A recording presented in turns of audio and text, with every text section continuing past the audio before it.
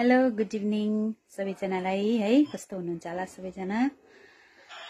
आज चाहिँ स्पन्दनको भ्याक्सिन थियो 16 to 24 months को। यता हेर नानी, नानी यता हेर, यहाँ हेर न, यहाँ हेर, भ्याक्सिन लगायो है भाइ। ठिकै छ, उसको पापा पनि आउनुभएको थियो आज चाहिँ। मिस अब चाहिँ हामी डिनर बनाउनुको लागि किचन जानु आँटेको।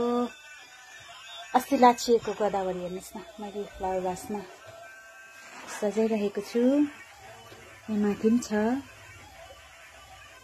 टी कपलाई मैले रियुज गरेको।